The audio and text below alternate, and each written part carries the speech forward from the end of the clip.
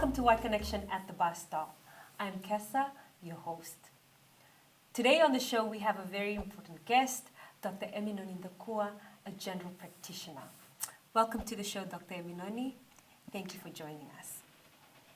So Dr. Eminoni, we'll be talking about self-esteem. Now, self-esteem is a concern, has become a concern for young people today. And studies have shown that low self-esteem and excessive self-esteem can lead to issues. But very shortly, what is self-esteem? Thank you, Kessa. First of all, let me just say that I'm not a psychologist, nor am I a sociologist, but I'm always involved with young people in issues of health, education, and I think that also involves self-esteem. So according to the definition of self-esteem, according to sociology and psychology circles, self-esteem reflects a person's overall subjective emotional evaluation of his or her own worth. It is a judgment of oneself as well as an attitude toward the self. Right. So the keywords there, Kessa, would be subjective, which means it's not permanent. Mm-hmm. It depends on how the person views themselves, depending on their experiences, depending on their support network.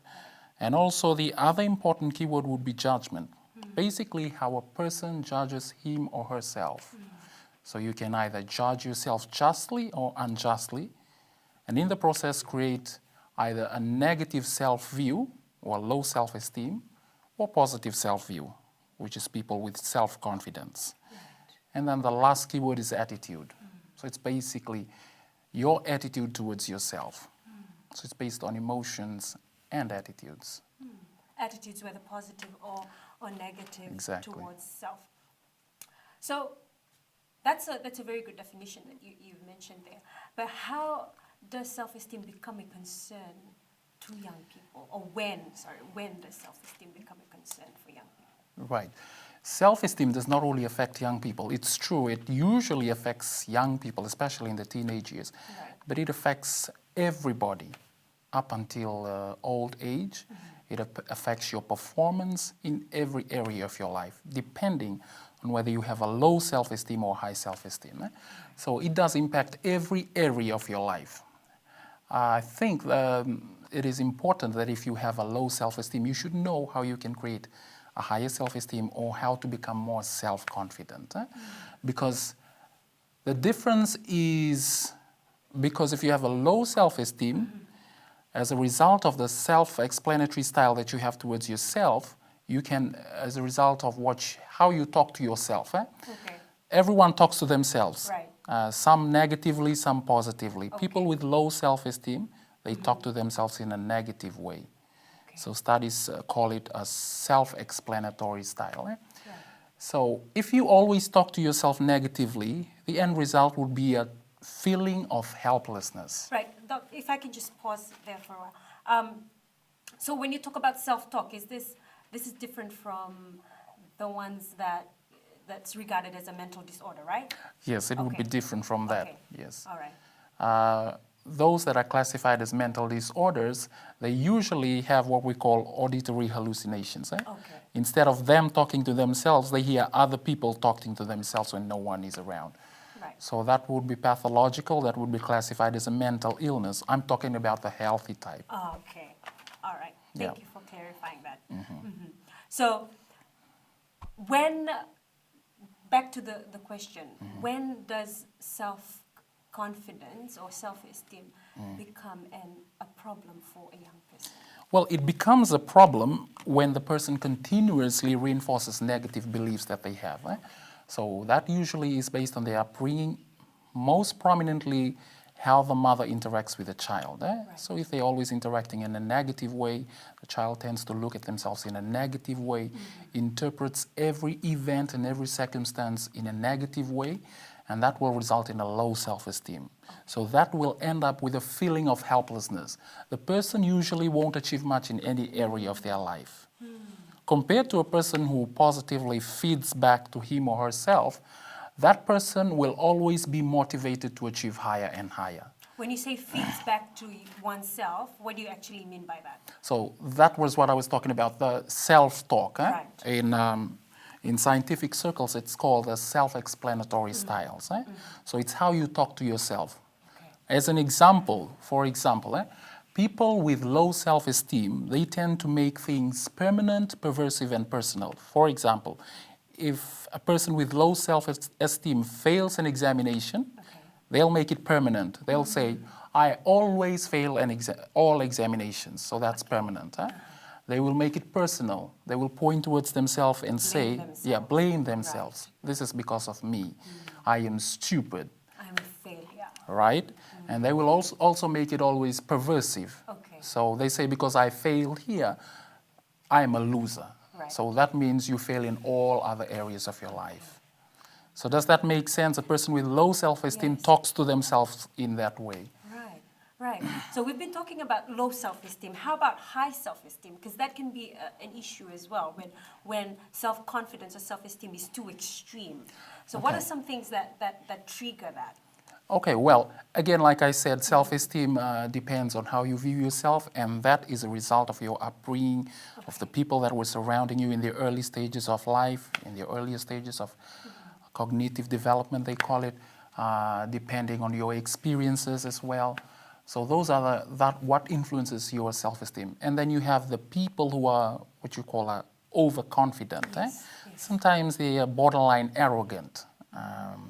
So again, that might be a problem because people who are overconfident, they overestimate their abilities. And most of the times, they will be disappointed because you're overestimating your abilities, you take on tasks that you are not able to do. In the end, you end up with always failing. So that impacts your self-esteem in a negative way. Oh, interesting. Interesting how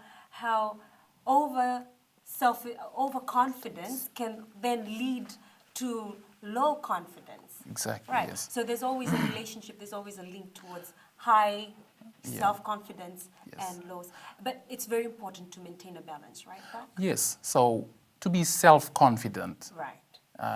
Anything in excess or anything that is deficient in somebody's life would all be negatively impacting on him or her. Right.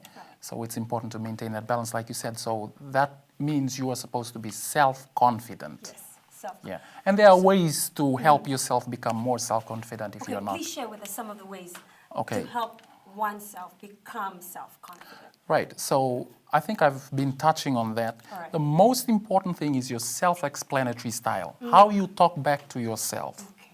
And you can change that. Right? So every time you come across an event or circumstance, you're always trying to analyze your self-talk. Most of us are not aware that most of the time what you think is actually dependent on how you talk to yourself. Right. So every time you face an adversity, or if you face adversity meaning problems in life, how you react to it is important. Right. And your reaction is usually self-talk. Right. The way you talk to yourself. Okay. This is very interesting discussions, Doc, and we'll be right back with more. We'll go for a break now, and we'll come right back. Thank you so much. We'll go for a break now. Don't go away. Stay with us.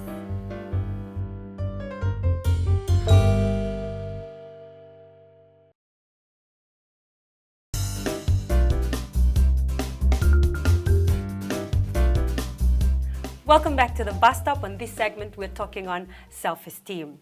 And we're privileged to have with us Dr. Ndakua, and of course our panels, Kara, Monit, and Joe. Welcome back to the show, guys. Thank you. And for this segment, we're taking you back to the streets where we will talk to some young people who will share their opinions on self-confidence and what contributes to their self-confidence. Are you confident? Yes. So what do you think contributes to your self-confidence? Firstly, my family background. Actually, they support me in everything that I do. And well, in times of troubles, they always there for me. And No, I can say yes. Before, that would be different. But now I'm 29. And when I was 20, I really don't trust in myself. I was rather shy. So I started one world trip 1 year ago because for me the life was not so exciting in France, and I wanted to know more about the world, about the different countries. I say maybe there is another life possible. So you believe that traveling the world has helped build your confidence? Yes, that's right. Yes, I do. In certain situations, but I would say that yes, I am quite confident. Well, one of the big things that impacted the reason why I'm actually confident is that when I was growing up, around family, they would tell us to sing, because singing is a big part of my life, especially, and obviously in the Fijian community. So growing up, like the grandparents and my mom telling us, "Oh, sing, sing," and then that helped me, like, to gain confidence in myself. And so growing up, like going out and doing leadership things were just like, they came natural to me because I was so used to getting up and speaking in front of audiences. Yes, I would describe myself as a confident young person. I think what contributes to it is that we grew up in a small church, and there was no other old people to do stuff, so we were told to go up and speak from in front. And yes, at a very young age. So we grew up being confident, and then now my mom trusting me to manage a shop for her, I think it's building up my confidence, and I guess that's what makes me say that I'm a confident young person. Well, there you go, guys. We've seen the clip, and what are your ideas? What are your feedback based on the opinions of the young people from the public? Well, Kessa, first of all, I think self-esteem is a topic that a lot of young people understand, and I think that's a good thing. And some of the young people have mentioned about the factors that influence self-esteem. I think one of the common denominators there is family background and how important that support network is in creating positive self-esteem. I think that was elaborated on by a few of the interviewers. Kara?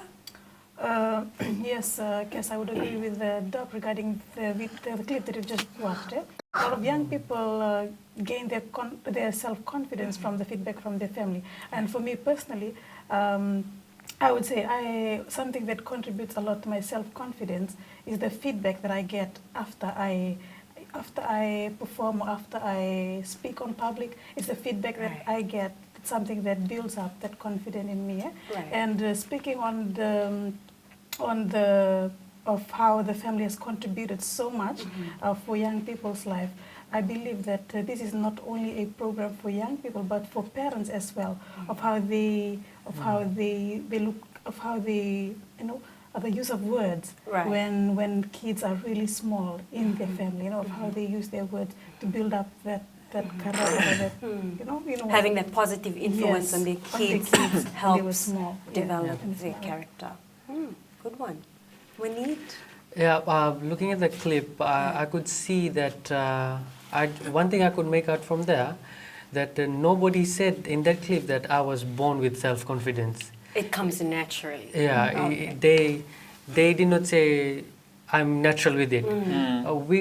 What we could find from that clip is that there are surroundings, like the parents are there, and the surrounding they travel, and that's what make people who they are. So that's how they build up their self-confidence. And for myself also, like that's how I learn as well. Like when people push you to do something that you are not comfortable with, but after doing that, you become more confident, and that grows after doing repeatedly. Yeah, I think that's very important because you get to become self-aware of who you really are, and the potential that you don't know that you have, it comes out. And so you identify that as one of the skills that you possess. And so it helps, knowing that helps you become more self-aware. It then allows you to build your confidence. Yes. Yeah, and I think that was summed up nicely by the French young person who said that with age he became more self-confident. confident, Right. more mature. Yeah. I think it depends on your experience as well. As you look at the experiences over time, and if you assess it as a success for you, I think that builds your confidence. But if you look at it as mostly failures, I think that hurts your self-confidence. Something that was mentioned by one of the interviewers was that how different experiences influences your one's self-esteem or self-confidence. And that's so true, because there was something that you said, how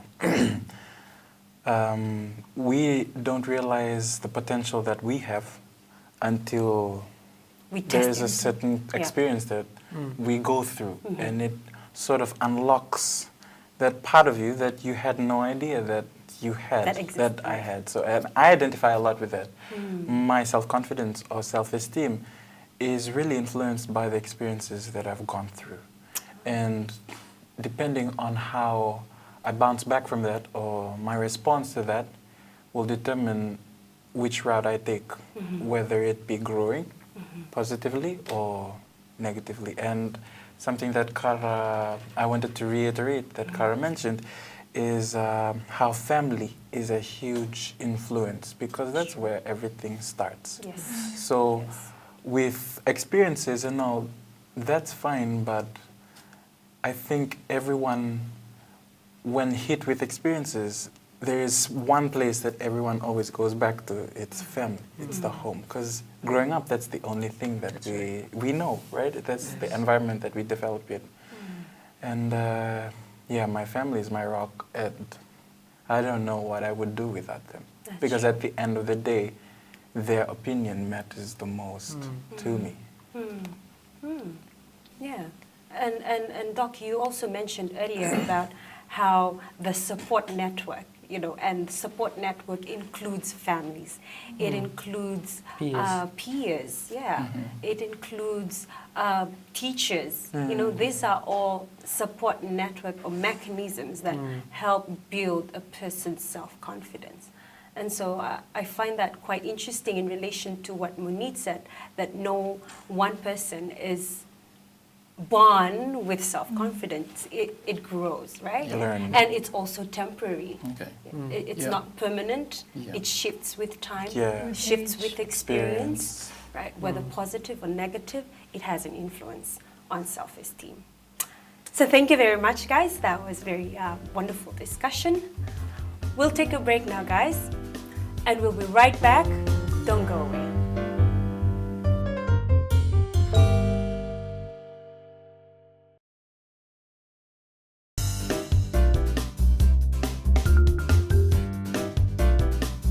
Welcome back. You're watching My Connection at the Bus Stop.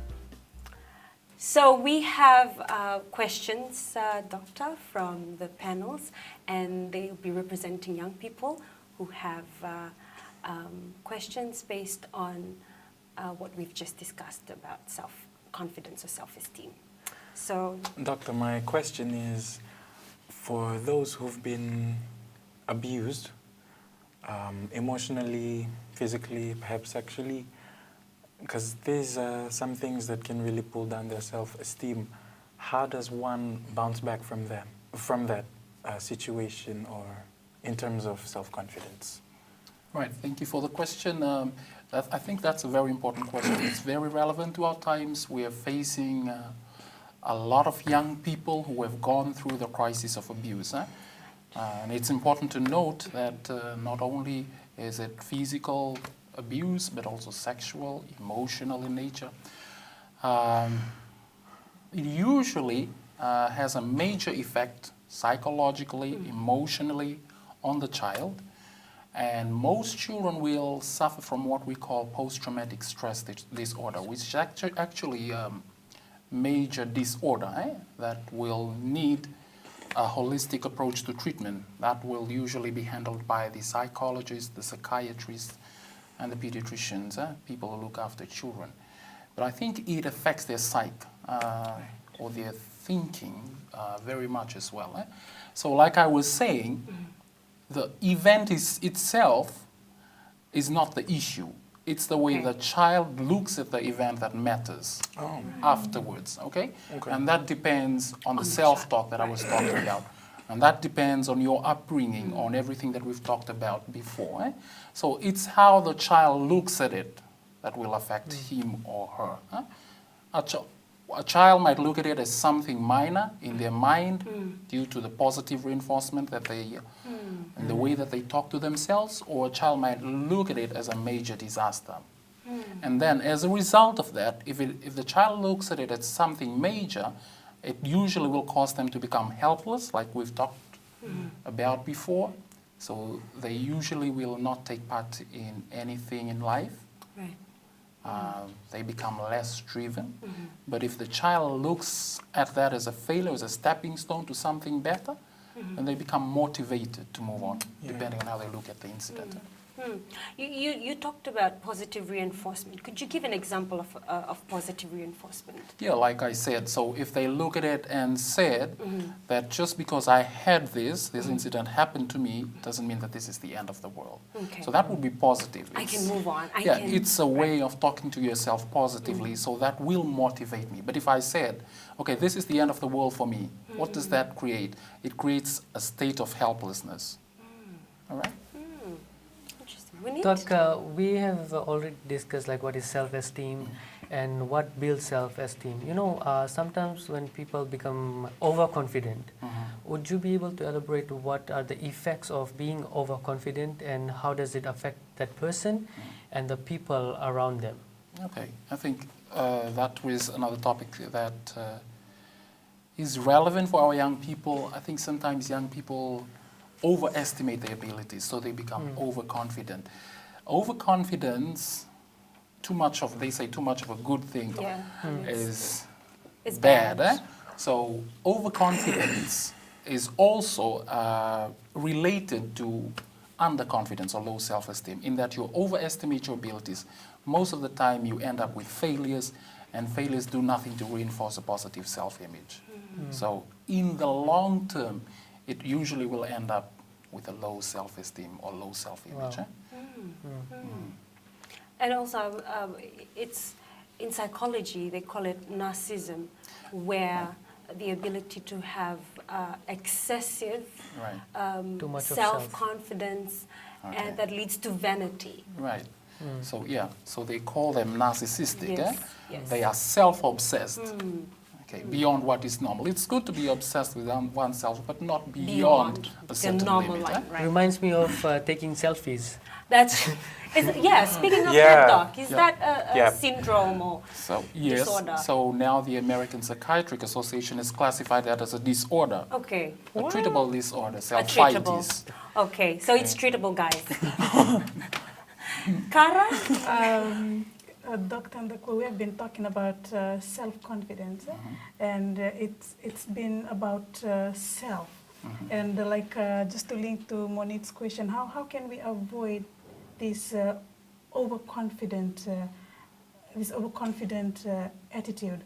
You know, if I were to, I remember Bible text in Proverbs chapter 14, verse 12, where it says, a way that seems right to man leads to destruction. So how can a young girl avoid this kind of feeling, this kind of but at the same time remain confident? Right. Like I said, the definition involves being a subjective evaluation of oneself. So you got to be sure that the way you evaluate yourself is realistic, not idealistic. Eh? So most of the time, like I said, some people, young people especially, look at themselves as invincible. Okay, they can conquer the world. Eh? So that view of oneself is, like I said, narcissistic. It over-exaggerates your abilities, and in the end will end up, in disasters. Eh? But over time, I think young people learn, and they usually outgrow that because of the experiences and how they see and talk to themselves. But I think it's important that you be realistic about how you look at yourself. So I think if you, for example, we all believe that we are children of God. Eh? So if you believe that you are a child of God, you will value yourself much more. The way you look at yourself will change, okay? compared to, that's So true. in the process, your self-esteem also changes. Because you start to positively reinforce yourself in the way you talk to yourself. Huh? Does that answer your question? Carla? and just to add on to that, Doc, you know, religion, okay, God, you know, some of us find that as a positive support network that helps build our self-confidence. What's your advice on that? Is that a positive, you know? Yeah, I think the Bible has a lot of positive reinforcements. Right. Yeah? So we're talking about how the environment, the people around you reinforces the ideas that you are valuable. So we're talking about self-explanatory styles, how positive self-explanatory styles or talkbacks affect you in a good way. Yeah? So I think the Bible is filled up with a lot of these promises, a lot of if you like, motivational talk for young people. So in a way, if you're someone who reads the Bible frequently, who pray a lot, you get positive reinforcement from these verses and from the way you communicate with God. So it does build up your positive self-explanatory styles, and in the process, your self-esteem. And helps maintain the balance between low and Exaggerated self-esteem. Yes. And on that note, Bible verse comes to mind in Proverbs chapter 3. Trust in the Lord in the with Lord all your with heart, all your heart. and lean not on understanding. Yeah. Awesome, guys. Well, thank you so much for that wonderful discussion. I'm sure our young people out there would appreciate all these fruitful discussions that we've had and learn from it as well. Yes. That's it from us, from the Y Connection team. Nisamwebe.